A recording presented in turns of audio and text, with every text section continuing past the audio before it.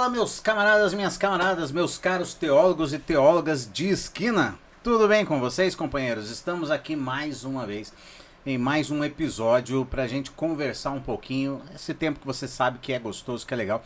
Já vou pedir pra você deixar aí o seu like. E se você ainda não é inscrito no canal, demorou, né, amigo? Se inscreve aí no canal, tá bom? Eu sou o Kleber Sá, aqui do lado temos Pedrinho Martiniano. E com quem a gente vai conversar hoje, Pedrinho? Hoje vamos conversar com Charles Renner. É assim, como que se pronuncia teu nome? Eu falo certo? É isso mesmo, Charles Renner. Charles Renner. Tem alguma coisa a ver com lojas Renner? Infelizmente não somos parentes, não temos participação nem nas lojas, nem nas tintas. A gente ia pedir patrocínio, não vai rolar mais. Acabou o patrocínio, então. Acabou o patrocínio. Tá bom, maravilha, é isso aí. Charles ele é pastor missionário e também nosso amigo, né? Engraçado, uma curiosidade, né? O Charles, ele foi mentor meu e do Kleber. A gente fez discipulado com o Charles e eu e o Kleber a gente não se conhecia. Isso foi muito engraçado. Então, quando a gente começou a fazer uma amizade, conversar com as pessoas em comum que a gente tinha esse cara que é nosso amigo. Seja bem-vindo, cara. Obrigado, Pedrinho. Obrigado pelo convite, Kleber, de estar aqui com vocês. Uma alegria, depois de muito tempo sem a gente se encontrar. Já, mais ou menos, assim, que a gente não se vê. Uns 4 anos? Dois. Tempo, Não, dois. Dois pra você, acho que pra mim faz mais. Eu não sei, 2 não e tenho meio. certeza. Não, acho que mas Dois e entre meio. 2 e 4 anos, porque a gente estava ainda revendo, Caraca, né, e coisas da verdade. história e tal. Caramba, verdade. É, que, assim, é engraçado, né? Porque esse tipo de coisa hoje em dia tá difícil, né? Porque parece que a pandemia meio que deu uma complicada, né? Parece que agora você fala assim, será que era antes da pandemia ou depois da pandemia verdade. e tal? Nossa, mas é eu verdade. acho que era antes da Meu pandemia, Deus, é né? verdade. Eu sou que a gente péssimo teve com essa datas, não sou uma referência em datas. Mas é uma coisa que tem marcado, assim, a pandemia parece que você perdeu um pouco a noção de tempo, né? Parece verdade. que era Faz logo sentido. ali e de repente, não, já faz 5 anos, já faz 6 anos. E a então, gente né? se conheceu meio que nessa época. Eu e você, pelo Foi, menos. foi. Eu me lembro verdade. até que eu estava muito precisado de mentoria. E quero até agradecer aquela época. Foi uma época difícil pra caramba. Foi bom andar com pessoas. Você ainda tem esse trabalho junto com... Como é que é o nome? Fraternidade... É o Sara, né? Fraternidade do Sara, que é servindo o de nome agora é apoio. Fraternidade do Sara. É Sara, né? Tá. Isso. Sara significa servindo de apoio, refrigério e amizade, né? Então é um Bem movimento Bem que evangeliquez, começou. assim, né? Mas tá né? bom, vai lá, vamos pra frente. Mas é um movimento que surgiu meio que sem querer, né? No sentido de cuidar de pastores. E para mim isso é algo muito importante desde 2006, porque em 2005 eu cheguei aqui, vim do Rio Grande do Sul para morar aqui em Curitiba, e o pastor Edson Barbosa me achou num curso e falou, eu vou te apresentar, eu vou te incluir num lugar, num espaço de pastoreio de pastores, chamado Renovo na época, né? E em 2006 eu comecei a fazer Renovo com um pastor chamado Jair, e depois de 2006 eu tomei a decisão, né? Ao participar desse grupo eu tomei uma decisão, eu disse assim, é loucura andar sozinho, e nunca mais eu quero andar sozinho na minha vida. E foi essa virada de chave. Então eu andei até 2009, 2009, 2010 participando de grupos ativos, mas depois caminhando ainda com o Jair e com o Edson. E depois, em 2012, eu encontrei o Pezzini, que foi o fundador do Sara, desse movimento, mas nessa decisão de nunca mais querer andar sozinho, porque o ministério pastoral feito de forma solitária, lobo solitário, é uma loucura. Quando a gente... Insustentável, né? Então, quando eu tive o privilégio de sentar à mesa com pastores com muito mais experiência e ver o que eles passavam ministerialmente, desde os desafios, às vezes, de fazer a igreja crescer, né? Pois a pressão, métrica, uma meta, uma isso. empresa. Mas uma vez que você está lá, você tem um grupo de líderes, de repente você é apunhalado pelas costas. Aí sai o líder, monta a igreja do lado, sai um monte de gente. Esse processo todo e tal. Além disso, tu começa a ver que a família do pastor, né? Então eu já acompanhei pastores que estava tudo bem, filha casada e tal, de repente a filha resolve sair, abandonar o pai, o marido, a criança e ir para um relacionamento homoafetivo. Do nada. E aí o sofrimento do pai em relação a todo esse processo e tal, e tu diz, cara, são muitos pratos girando, né, da vida e do ministério para você conseguir dar conta sozinho. Então, quando eu fui vendo isso, digo, não, sozinho não dá para viver, não dá para encarar essa pegada. Aí eu decidi, tomei essa decisão e até hoje eu sigo, né? Eu tenho um mentor, tenho pessoas que caminham comigo. E hoje está mentoreado ainda pelo Pezzini. Pezzini, tem o Patrick que caminha comigo também e tal. Então a gente tem um grupo também. Os pontos em comum que eu falei é o Edson Barbosa também, né? Eu participei do Renovo também durante um período e foi bem interessante isso. Eu fiz parte do último grupo de Renovo do Edson Barbosa. Ah, que legal. O último. Né? Lá em São Bento ainda? Lá em São Bento. Que massa, olha só. Então foi pontos em comum que a gente tinha nessa época que você não conheceu o Edson, né, no caso. Eu conheço o filho do Edson. Ah, é verdade. Samuel. O Edson Barbosa não tem como não... Quer dizer, tem como não conhecer, mas eu nunca tive uma convivência assim, Sim, sabe? Isso, mas enfim. Isso. Mas deixa eu aproveitar aqui. Acho que tá aí uma temática que surgiu organicamente, eu acho que vale muito a pena. Pastores e líderes em geral, não dá para dizer que só pastores, mas vamos falar que de uma forma muito específica, e eu passei fortemente por isso, pastores tendem a andar sozinhos. E quando eu falo de pastor, eu incluo inclusive os pastores, com todo respeito, mas os mais picaretas mesmo. O que tá lá para fazer dízimo mesmo, para ganhar dinheiro, para comprar o carrão, inclusive esses. Passam por... E eu não apoio, tá, gente? Eu não apoio. Deixa eu explicar, não é isso, não curto. Mas, em geral, é indiferente se o pastor é um pastor sério, um servo de Jesus, ou se é um picaretão. Pastores passam por um tipo de isolamento que não faz bem. O que você acha que leva esse pastor a se encontrar nessa posição, nessa situação de estar isolado e não andar acompanhado, não andar com alguém? Eu acho que tem algumas variáveis, dependendo da linha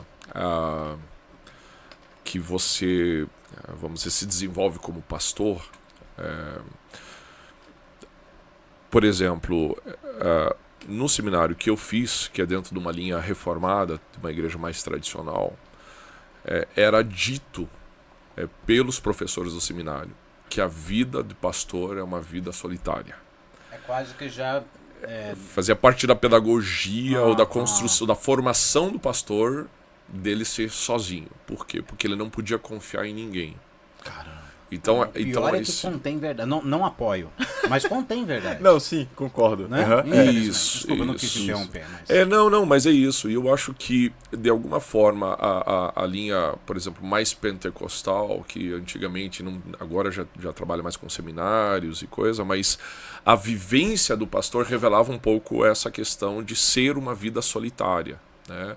Então, acho que aquela ideia de você não poder abrir tudo para aqueles que estão perto de você, porque será que eles vão saber lidar com isso? Então, e às vezes não vão, e aí você vai lidar com isso sozinho. Agora, se você fala que você está com um problema dentro da família para a tua igreja, aquilo se torna um motivo para eles te tirarem da igreja. Então o pastor já não é mais o ungidão, já não é mais o homem de Deus, porque está com um problema em casa. Sabe, eu acho que são vários princípios lá, né? Então, o pastor entrou em crise no casamento, deu brecha, então ele não pode mais estar no altar, ele tem que resolver primeiro em casa. Aí tem os filhos adolescentes, rebelde, o filho sai, não quer saber mais de igreja, então o líder que não sabe lidar bem na sua própria casa, como é que vai administrar a igreja aí, sai de novo. Então acho que são várias questões e até princípios mal interpretados na Bíblia que levam a esse isolamento do pastor. Então, ok, não posso falar nada do que está acontecendo em casa para a igreja, não posso trazer a questão do que acontece na igreja para dentro de casa, porque às vezes a esposa e as crianças não sabem lidar com aquelas situações. Tem a questão do sigilo ético e tudo mais. Além do sigilo, tem que guardar para si. E eu acho que tem também assim uma questão de e aí dependendo também um pouco de igreja, porque assim, né, o pastor, vamos dizer, que é contratado pela igreja, significa que alguém da igreja tem o poder da caneta.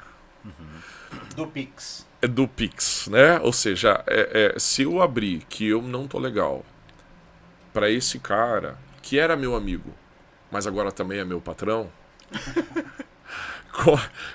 como que você reage sendo o patrão e dizer assim, ó, o funcionário vem para ti e diz assim, ó, não tô legal, tô pensando em sair, não tô assim. Entende? Então fica uma relação, porque isso acontece muito, né? Esses múltiplos papéis, de repente nós aqui somos amigos, mas acontece isso, de repente o Pedri se torna meu chefe, mas ele é meu amigo. Tem que ter muita maturidade para trocar os chapéus e dizer assim, peraí, agora eu estou conversando com o meu amigo Pedri ou com o meu chefe Pedri, com quem eu estou conversando aqui. E ter essa maturidade para você lidar é muito difícil e você dificilmente encontra isso na igreja, né? Tanto é que, por exemplo, o Pezzini, ele fala pra gente assim, ó, o pastor tem 4 funções pastoral, e isso assusta muito pastor. Diz assim, primeira função pastoral, orar. Não é bem isso que assusta.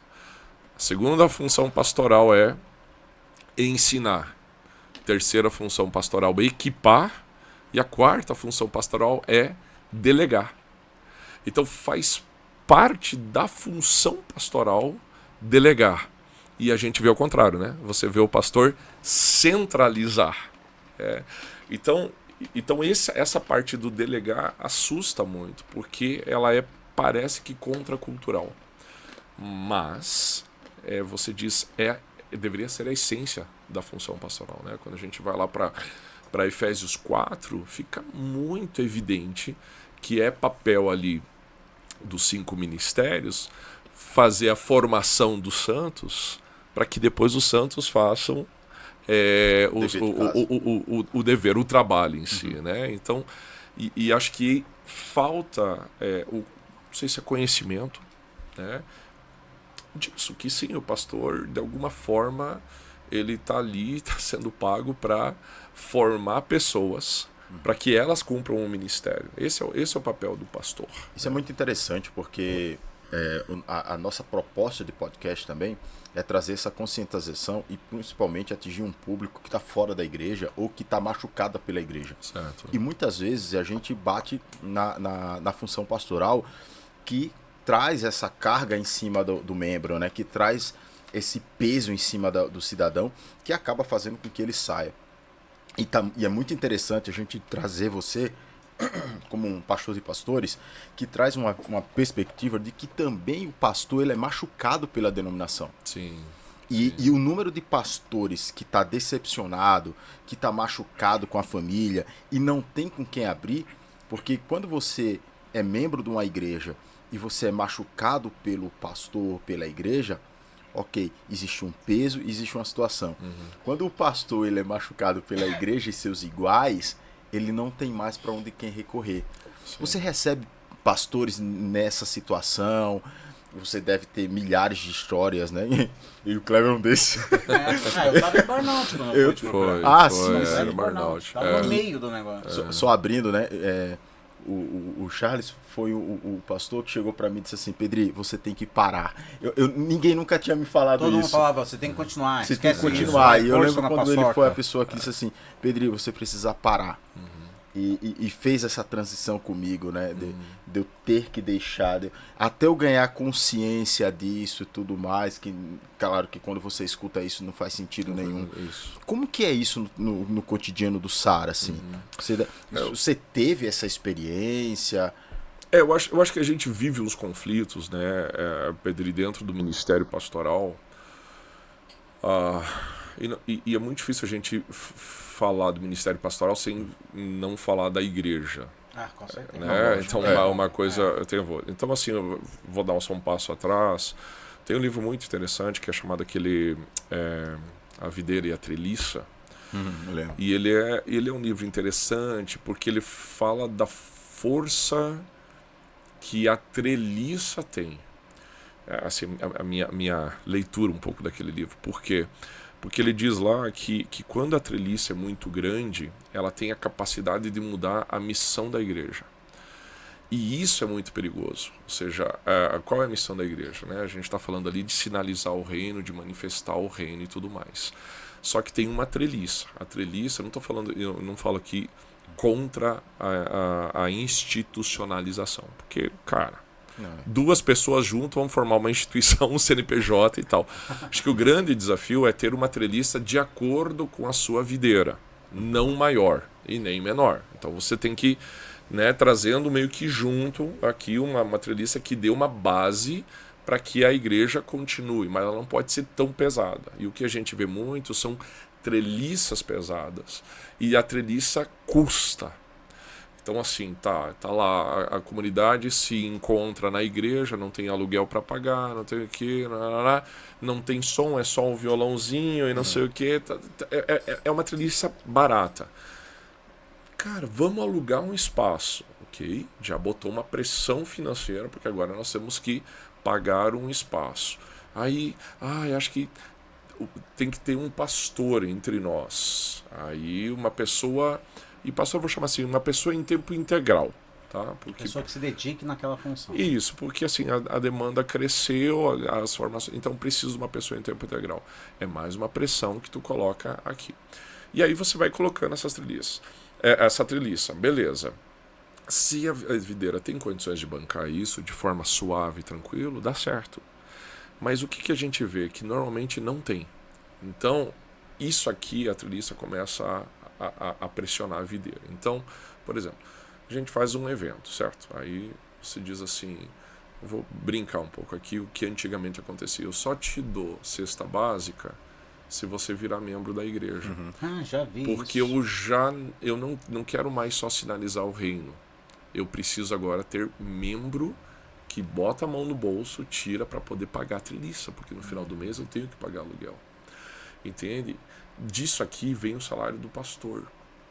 E aí também é outra pressão, que aí, porque o que acontece, né? Quem sabe, né, a gente não está aqui fazendo uma sequência lógica, mas assim, se o pastor está precisando de salário, só que o pastor aqui está para formar essa galera, para que essa galera desenvolva o negócio. Aí, de repente, aqui o Kleber, ele visita as pessoas, o Pedri já faz um culto sozinho e tal, não sei o que. Essa galera olha e diz assim, tá, mas se nós fazemos, para que eu preciso do pastor? Aí ele se coloca em risco. Né? Isso faz o pastor olhar com a necessidade da centralização para poder ser necessário. Exato. Ser útil. E aí, para continuar necessário, o que ele começa a fazer? Porque, mas é só culto no domingo? Então tu não precisa ganhar tanto. Porque tu só trabalha no domingo. O que vamos fazer?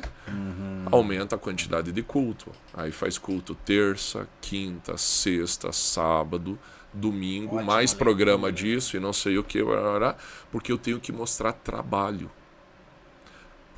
Aí eu volto, né? Lembra? A questão do pastor, primeira função pastoral é orar. Acabou o tempo de oração, né? Aí não tem... Mas assim, não sei se uma vez vocês já ligaram isso assim, o pastor não pode te atender porque está orando. Não. Não, isso não existe. Porque parece que oração não é parte da função pastoral, mas deveria ser a coisa mais normal. Agora a gente entende que às vezes o pastor é só aquele que está lá fazendo culto e tal, então ele faz um monte de programação e é ele que tem que fazer. Porque se algum outro faz, ele de novo fica desnecessário. Se ele é desnecessário, ele não ganha salário. Daí envolve isso, tipo de... Sabe? Então tu começa a fazer algumas pressões que o modelo da igreja reflete as crises pastorais também. E aí, claro, um pastor que precisa de salário, que precisa ter um monte de programa para garantir, mostrar que trabalha, para poder exigir o trabalho, vai exigir dos membros, que tu falou, né, um pouco do cansaço, que os membros estejam participando o tempo inteiro, toda hora. Então, e aí cansa os membros também. Aí você tem um pastor com burnout, porque ele tem culto sábado, domingo, família destruída, mas os membros estão do mesmo jeito. E aí vem uma frase que é muito difícil, eu tinha dificuldade de engolir, né? Que a igreja é reflexo do pastor. E isso é uma grande verdade. Tem pastores que entendem, por exemplo, que o Shabá é no céu. Nossa. O descanso Caramba. é só no céu. Descansa quando morrer. E aí você vai para a igreja, uma igreja extremamente ativista. Quando você vê, tá todo mundo cansado, tá todo mundo estressado, tá toda a família dividida, não querendo saber mais a igreja, né? Que é o burnout. Aquilo que antes te dava prazer, de repente você quer passar longe, você não quer mais nem saber disso, né? Tu falou um pouco dessa... que você teve esse burnout, né? Coisas que te davam... Era a tua alegria ir na igreja e celebrar com os outros. De repente aquilo parece ser mais repugnante que tem na tua vida, né? Então acho que são detalhes que a gente precisa começar a pensar um pouco mais. Então, bate o olho. Como é que está a igreja? Cara, a igreja está cansada, os membros estão cansados. Como é que está o pastor, né? Então, uma coisa está conectada à outra, né?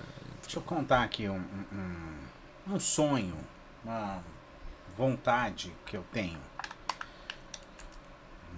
Enfim, eu gosto de imaginar que eu joguei na Mega Sena e ganhei. Não, brincadeira.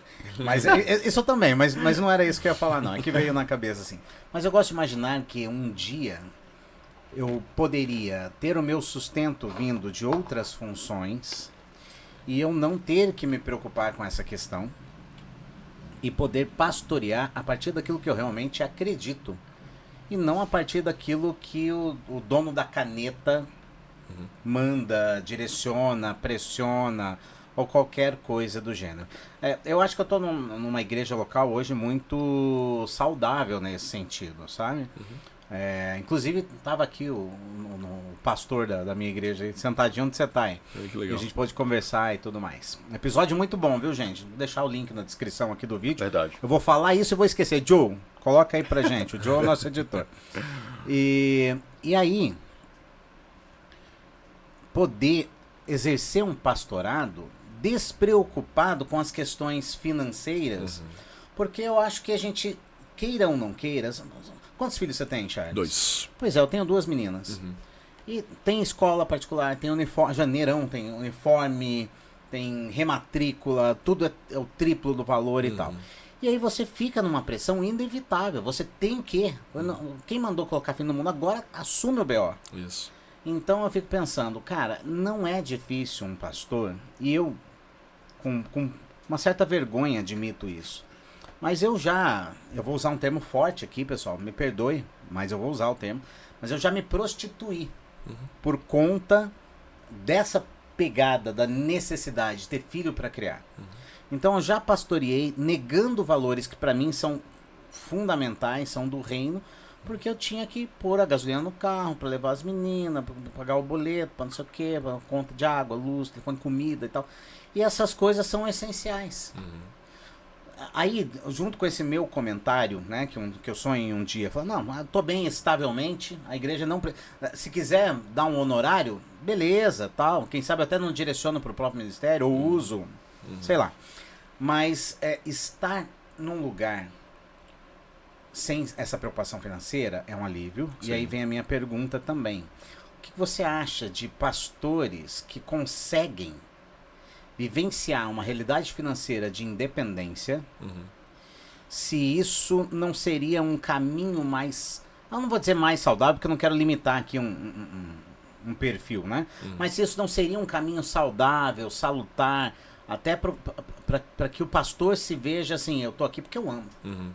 E não porque socorro, né? O boleto da mensalidade da escola venceu. Deixa eu ir um pouquinho além, né?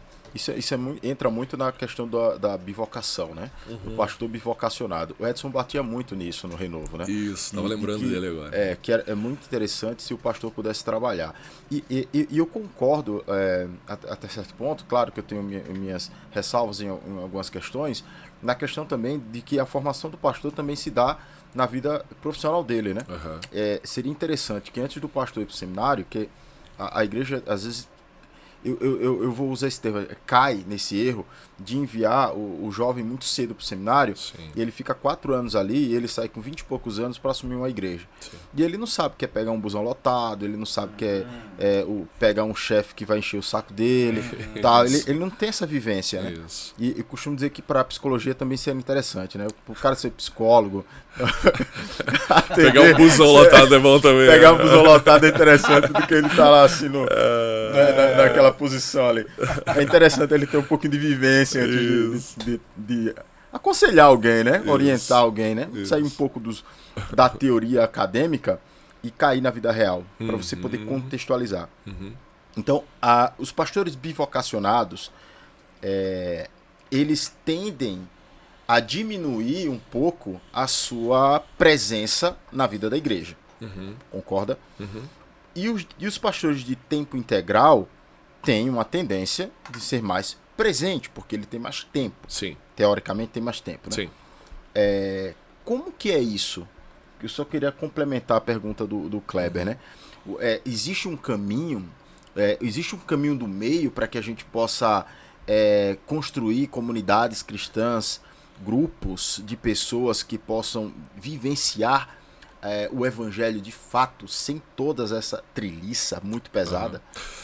São perguntas muito boas, e eu acho que assim, vale a pena ressaltar que o que eu falo aqui de vivência, mas muito do que outros falaram para mim, né? Então vamos dizer assim, a parte dessas falas que eu tô tendo aqui, eu ouvi de Edson Barbosa, eu ouvi de Pezzini, eu ouvi de outras pessoas que para mim fizeram muito sentido e tento vivenciar, né?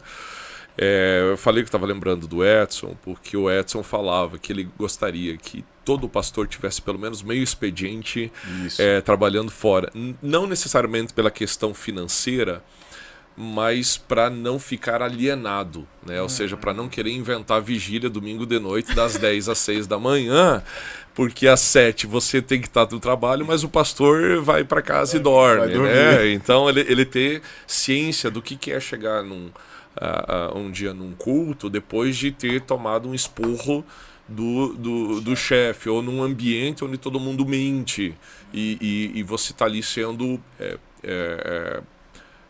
lembrado de você falar sempre a verdade e tal, mas como eu vivo a partir da verdade num ambiente de mentiras, né? Então, mas aí ele falando um pouco da mensagem, para a mensagem não ficar alienada, né? Ficar mais viva no dia a dia, né? De como é que funciona a coisa. Mas eu acho que tem duas formas da gente encarar isso que tanto você, Kleber, e o Pedro estão trazendo, que a primeira delas, eu diria que a gente precisa se resolver com Deus. Pezzini trouxe uma frase que para mim me impactou muito, porque de alguma forma eu sou pastor bivocacional. Ele disse assim: Charles, nós temos que fazer uma distinção muito importante. A fonte do nosso sustento não é a mesma coisa do meio do nosso sustento. Excelente. Então, quando a gente entende que a fonte do nosso sustento é Deus, e é Ele que vai me sustentar, o meio pode variar, mas a fonte não pode variar. Por que eu digo que tem a ver com a espiritualidade? Porque é você confiar nesse Deus, que Ele é o bom pastor e nada vai te faltar. O meio, se é através da igreja, se é através de um outro trabalho, se é através de uma oferta de alguém, isso pode variar. Mas o que não pode variar é a fonte. Então ele diz assim, cara, ele contando, dizendo assim, tive momentos em que eu tive que confrontar o cara que dava o maior dízimo na igreja. E o cara disse, então eu não vou mais dar o dízimo nessa igreja. Pode não dar, porque eu não dependo de você. Mas é aqui, é a confiança de que a fonte do sustento é Deus. Só que esse é um princípio que não vale só para pastor. Esse é um princípio que vale para todos os crentes. Isso é fato. Né? Nós trabalhamos, eu sou CLT. Amanhã acontece uma crise, um edital que não dá certo, eu sou mandado embora. E aí? Eu vou entrar em desespero? Ok, não, porque a fonte do meu sustento é Deus. É Ele que está me sustentando. Agora, Deus, qual vai ser o meio que o Senhor vai achar para me sustentar? É contigo. Vamos ver. A questão da bivocacionalidade, de ter um outro trabalho, eu acho que ele facilita. Né? Eu tive essa experiência. Então, eu era pastor de uma igreja local, tinha um outro meio de sustento e de alguma forma, sim, você fica mais livre para falar aquilo que você precisa falar. Sem que medo das consequências financeiras ou institucionais e tal. Então, só que assim, essa liberdade ela não deveria vir da garantia do meio do meu sustento. Ela deveria vir da garantia da fonte do meu sustento. Da confiança no Deus que sustenta. Que sustenta. Então, mas eu tenho um amigo que ele fez uma coisa muito legal dentro da igreja, né? Falando de treliça e videira. O que ele está tentando fazer? Ele está tentando usar a treliça para levantar dinheiro, para pagar tudo que se refere à treliça, e as ofertas e os dízimos 100% para missões. Perfeito. Então ele mora em Osasco, morava em Osasco. Então lá, ele tinha o espaço de estacionamento da igreja, usado só no domingo. Então ele abriu um edital para quem quisesse assumir o estacionamento pago para durante a semana. E aí uma pessoa lá, então um percentual fica para você, outro percentual para a igreja. As salas todas ociosas. Aí vem um professor de inglês assim, você não aluga uma sala para mim dar aula de inglês? Alugo. E aí aqui. E aí foi fazendo essas pequenas, usando a treliça para ter essa renda, e ele falou que ele estava conseguindo pagar, chegando perto de pagar 100% de toda a equipe pastoral, questão de limpeza e tal, com essas atitudes, e 100% das ofertas e dos dízimos sendo investido em outros lugares do reino. Então dá para a gente ser criativo, né, com aquilo que a gente tem e não depender 100% disso. Mas porque a bivocacional é isso, com certeza. Você não consegue às vezes dar conta de tudo sendo bivocacional. Você vai abandonar ou levar nas coxas. Sim. Né? E aí que eu acho que vem a sabedoria e a confiança. Ou você, porque daí tem duas formas, ou você descentraliza e treina uma equipe boa pra caramba, que pega junto com você a igreja e toca, cada um no seu, e aí todo mundo bivocacional, ou em algum momento a igreja vai entender assim, tá, pastor, mas nós entendemos que para formar mais gente e continuar expandindo, você precisa se tornar pastor em tempo integral. Mas isso de forma madura, organizada, orgânico, e tal. Isso leva tempo. Tempo. E claro, assim, e isso que você está colocando aqui do teu amigo de Osasco, tudo mais, isso também mostra o papel e a função da igreja, né? Eu sempre tive um problema com isso, né? E eu escutei, por exemplo, o Bebeto, que também esteve aqui com a gente. Ah, que legal, Bebeto. Que é essa questão da igreja que só abre aos domingos. Sim. E isso é um problema, porque a gente vê uma sociedade onde você vê pouca função no templo, caro, que você paga caro, e ele fica ocioso o tempo todo, né? Ele fica ocioso o tempo todo. E numa comunidade, às vezes, que necessita de espaço. Então você dá uma função também para aquele espaço que não fica totalmente ocioso. Então, e a bivocacionalidade do pastor também faz com que esse pastor que é bivocacionado, que tem, vamos dizer assim, menos tempo, ele seja obrigado, vou usar esse termo, a direcionar junto com a igreja o trabalho e a função. Que não fica focado só nele. Exato. E não vai ter ideias mirabolantes para fazer de segunda a sexta. Com certeza todo mundo vai achar muito legal com que seja 2 reuniões na semana no máximo. Isso. E aí eu só lembrei agora, né, de uma frase que você falou de pegar busão para pegar a realidade, né? Mas o Pezzini até comenta, ele diz assim, cara, seminário é muleta da igreja. É um mal necessário. Hoje é um mal necessário. Mas assim, quando você fala de formação pastoral, porque o que o seminário faz, né? Em tese, ele tira você da onde a vida acontece, que é a comunidade, bota você numa bolha. E aliena. E aliena. Não, exatamente. E depois te joga de volta.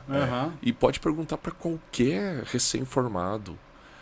Você volta para a igreja local e tudo que tu aprendeu aqui parece que não faz Não sentido. encaixa, né? Não se encaixa. Eu tenho essa, ó, assim, desculpa te interromper, mas eu tenho isso com quase tudo quando se refere à academia.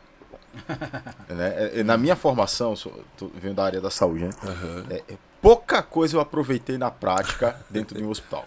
Isso. Pouca coisa. Isso. Mas, por favor. Não, eu só ia concluir dizendo que se as igrejas conseguissem fazer o processo de formação pastoral dentro da sua própria comunidade, seria o ideal. Porque assim, a gente não está falando de formação de teólogos, certo? A gente está falando de formação de pastores. Que nem sempre é a mesma coisa. Parece ser a mesma coisa, né? Mas não é. E não é. Então, eu vejo que a formação pastoral dentro da igreja local seria muito mais rica do que dentro de um seminário, dentro de uma expressão de formação teológica, né? Então, vai lá aprender toda a questão de teologia sistemática e tal. Em vez de aprender uma teologia bíblica aplicada na vida prática. Que é isso. A questão recebi uma notícia, estou com câncer. E aí? Como o pastor vai acompanhar isso? O que o pastor vai fazer com a comunidade que está com um membro que acabou de receber a notícia de câncer? O que precisa fazer? Isso você não aprende no seminário. Não aprende. No seminário você aprende a fazer sepultamento. E olha lá. É verdade. Mas como é isso? Então, claro, você tem formas de aprender, né? E isso eu converso um pouco com meu amigo Patrick, que ele é inglês naturalizado brasileiro. Ele diz assim, Charles, aqui no Brasil o pessoal fala que tá com câncer, a primeira coisa que a gente faz, eu vou orar por você. Lá na comunidade cristã, a comunidade se reúne e pergunta o que nós podemos fazer para aliviar a tua dor nesse momento. Precisa alguém para cozinhar? Eu vou te trazer uma comida. Vamos ajudar a enfrentar essa luta junto com você. Então, são aspectos diferentes. Eu não estou aqui minimizando o poder da oração, porque creio que a oração pode curar, de fato, creio nisso. Mas tem o outro lado, que enquanto isso não acontece, como a comunidade se mobiliza para ajudar essa pessoa que está em câncer? E isso é pastoral. E isso é ser pastor de uma comunidade, né? Então eu acho que assim, tem coisas que seria muito melhor a gente aprender dentro da comunidade, vivenciando as lutas e tal, do que alienado dentro de um seminário só com livros e tal. Reconheço que existe a importância disso, claro, né? Então claro. nós precisamos de teólogos, nós precisamos de pessoas que nos deem uma base para fazer boas interpretações bíblicas, que é uma carência que a gente está tendo, né? Hoje em dia a pessoa lê um versículo bíblico e traz uma interpretação totalmente distorcida e, como Maurício Cunha dizia, ideias têm consequências, né? Então aquela ideia vai ter alguma consequência. Alguém ouviu aquilo, acreditou aquilo e depois fica até frustrado com Deus, porque diz que se fizesse isso, Deus ia fazer aquele outro, e não era isso, né? Não é bem assim, né? Que estava acontecendo. Tá aí um cara massa pra gente trazer aqui, o Maurício Cunha. Verdade, cara. Anota aí, já vou mandar um oi pra ele ali, pra trazer pra ele pra cá. Eu tenho uma dificuldade muito grande com a terminologia bivocacional. A gente tem uma mania de dicotomizar tudo, né? Então, música do mundo, música da igreja. Festa gospel, festa normal. Eu nem sabia que festa se convertia. Um negócio bizarro, difícil. Alguém vai acabar comentando aqui, me xingando. Você já espera, já sabe, né? Porque você... Manda ver, comenta aí que ajuda a gente a divulgar. Eu tenho uma dificuldade com a ideia do bivocacionado pelo seguinte. Eu acho que todos nós estamos inseridos no mesmo mundo. Eu acho que a hierarquia do reino, ela não é verticalizada, ela é horizontalizada. Não é o Cristo que disse que se você quer ser o maior no reino do céu, seja o menor, seja o que serve. Então ela é horizontalizada, né? Eu acho que algumas pessoas vão ter ali uma vocação, e aí eu até topo usar o termo vocação, para dar aula, para pastorear, para pregar. Nem sempre essas características estão reunidas em uma só pessoa. Vão ter vocação para ter empatia, ir lá, ajudar, fazer uma diaconia, né? A gente está usando muitas expressões. Gente, diaconia. A gente está usando várias expressões hoje, a gente não está falando que... O evangeliquez, né? E tal. A diaconia é o ato de você cuidar de pessoas, basicamente, tá? Grosso modo isso, tá? Então tem pessoas que vão ter vocações, né, as mais variadas. E o sacerdócio, apesar de eu crer que, por exemplo, o Pedri é vocacionado a ser pastor, que o Charles é vocacionado, mas eu creio que o sacerdócio também é universal. E quando a gente coloca o termo bivocacionado, pra mim, isso é pessoal, tá, gente? Vocês não têm que adotar.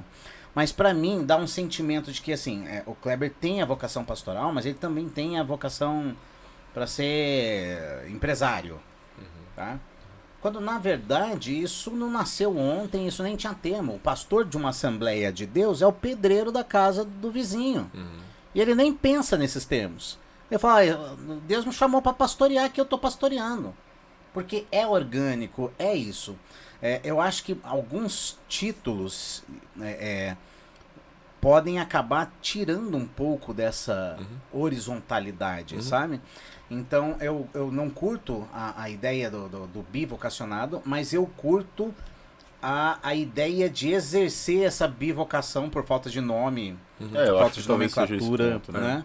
Mas eu curto essa ideia do pastor sentir na pele o que é pegar o ônibus às 6 horas, aliás, entrar na fila do tubo do Ligeirão, no Guadalupe, às 6 horas, e embarcar às 6h40 e chegar em casa, lá no Sítio Cercado, às 7h20, morrendo de fome, não recebeu, atrasou o vale e tal, e aí ele vai pregar, e ele sabe que, né, é o domingo de coleta, de dízimos, mas ele mesmo sabe que ele está atrasado.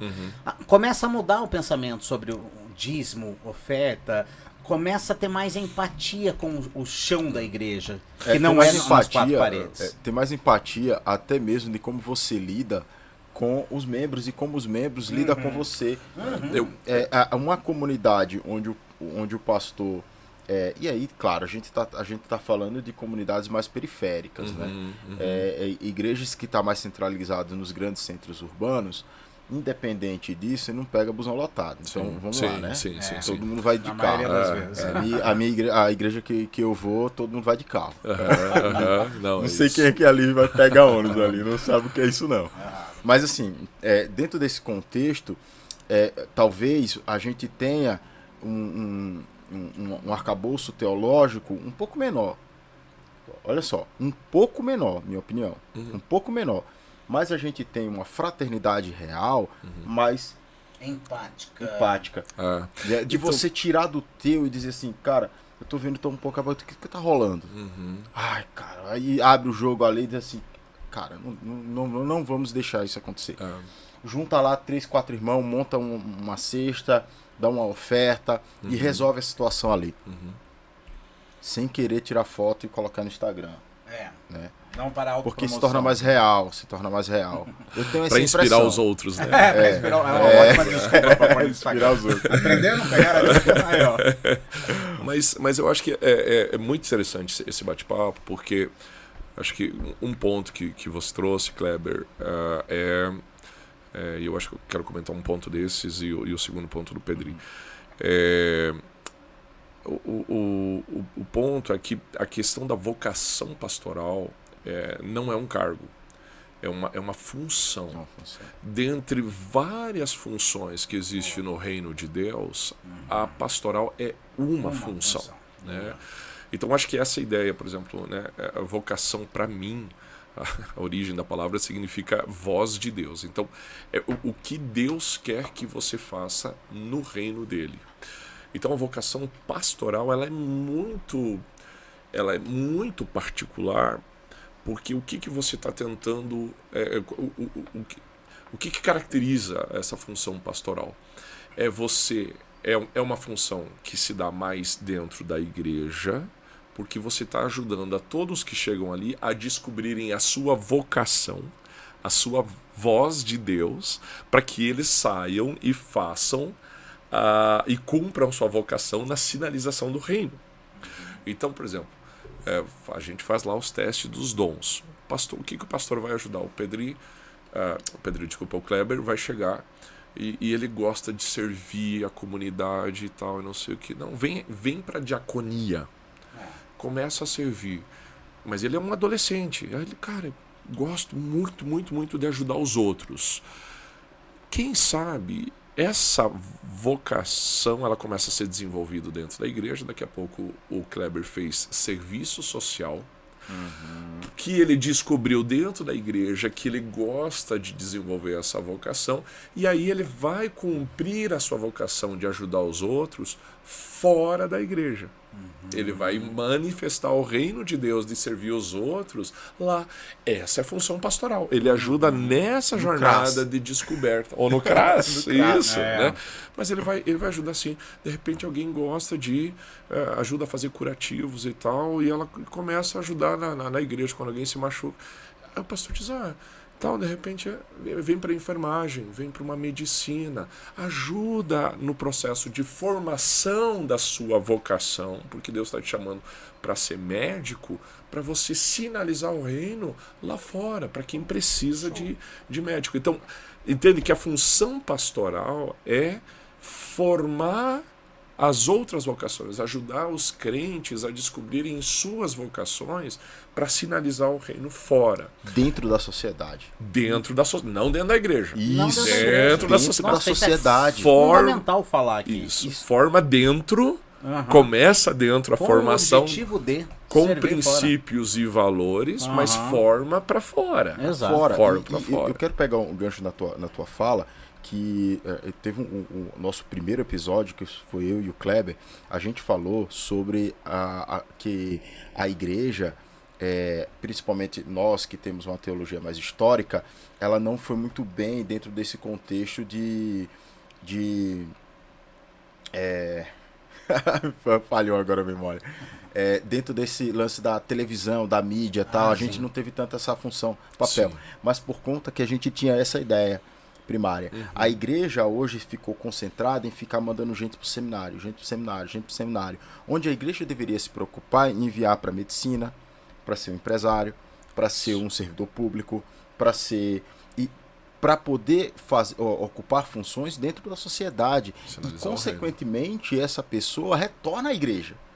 Retorna para o seu grupo de fé. É que aí ela entra naquele ciclo que é importante. Ou seja, eu vou cumprir a minha missão fora, mas eu volto para cá porque eu preciso ser fortalecido lá fora. Isso. Porque fazer a missão lá fora não é fácil.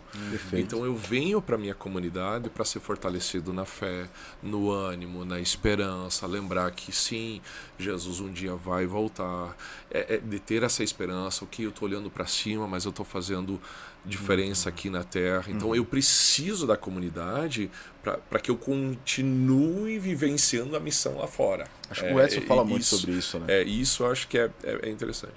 E eu acho que só um segundo ponto que você levantou, que em outras palavras, vocês estão falando que quando se trabalha dentro, porque eu também concordo com a tua construção da bivocacionalidade, a gente está falando de vocação. Sim. Mas quando o pastor tem essa vivência fora, vamos dizer assim, né? Um outro meio para se sustentar, porque a vocação dele é pastoral, mas às vezes Deus está usando um outro meio para ele se sustentar. É a questão, acho que, de trazer a humanidade do pastor, que em algum momento parece que ele perde. Porque, cara, é muito fácil, de alguma maneira, você se tornar o próprio Deus. Você ora e as pessoas são curadas. Você orienta e as pessoas obedecem e dá certo. Então Elas passam a admirar você. E você é o cara. E você é o cara. E nessa você perde a humanidade. Então, por isso que a gente precisa de família, né? Porque a esposa lembrar que nós é um bicho esposa, o besta. filho, né? Filho adolescente é craque nisso, ótimo. né? E tal. Aí o cara sai lá achando que ele é o máximo, ele é quase Deus, assim, né? Aí ele chega em casa, a mulher com cara emburrada, a filha já, porque não sei o que, ok, não sou tudo sou aquilo, humano. sou humano. Aí volta. Então, aí Deus Chega a gente mensagem numa do família. chefe, ó, chega mais cedo, tu fez o relatório errado. Isso, né? Então você lembra que você é humano. Então aí aquela ideia, né, da gente confessar seus pecados uns para os outros. Então, por exemplo, eu já participei de igreja que o pastor pregou sobre santidade e eu falei assim, cara, vou pegar uma corda e me enforcar.